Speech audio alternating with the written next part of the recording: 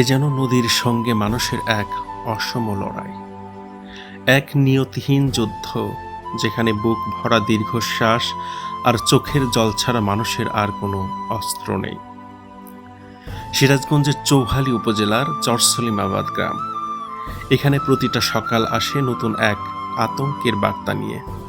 প্রতিটা রাত কাটে ঘর হারানোর শঙ্কায়, প্রতিদিন প্রতিটা মুহূর্তে একটু একটু করে নদীগর্ভে বিলীন হয়ে যাচ্ছে একটা গোটা জীবনের সঞ্চয়, এক একটা সাজানো স্বপ্ন।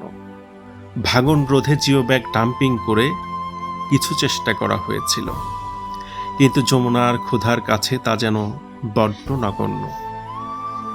গত দুদিন ধরে ছলিমাবাদ ট্যাকপাড়া এলাকার ঐতিহ্যবাহী পাকা মসজিদটির পায়ের তলার মাটি কেড়ে নিতে চাচ্ছে রাক্ষসে যমুনা।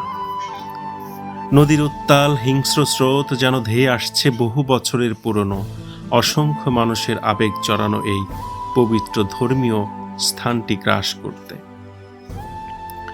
আজ আল্লাহর ঘরের দিকে তাকিয়ে বুক ফাটা আর্তনাদ করছেন শত শত মানুষ। অথচ এই বিপর্যয় হয়তো ঠেকানো যেত। স্থানীয় মানুষের চোখে এখন ক্ষোভ আর জল একই সাথে মিশে ঝরছে। তাদের অভিযোগ, ঠিকাদারি প্রতিষ্ঠানের চরম গাফিলতির কারণে সময়মতো প্রয়োজনীয় জিও ব্যাগ ডাম্পিং করা হচ্ছে না। চোখের সামনে নিজের ভিটে মাটি তলিয়ে যেতে দেখার এই যন্ত্রণার দায় কে নেবে? আতঙ্ক আর অনিশ্চয়তায় স্তব্ধ পুরো এলাকা জুড়ে এখন কেবলই হাহাকার।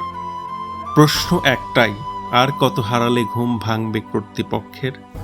সময় মতো সঠিক ব্যবস্থা কি আদেও নেওয়া হবে, নাকি কোনো এক ভোরে যমুনার অতল বুকে চিরতরে হারিয়ে যাবে আরেকটি চেনা জনপদ, আরেকটি গৌরবময় ইতিহাস আর মানুষের জীবন্ত সব স্মৃতি?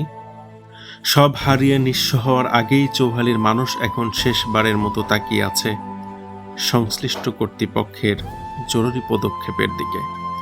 যমুনার গ্রাস থেকে কি বাঁচানো যাবে এই জনপদকে?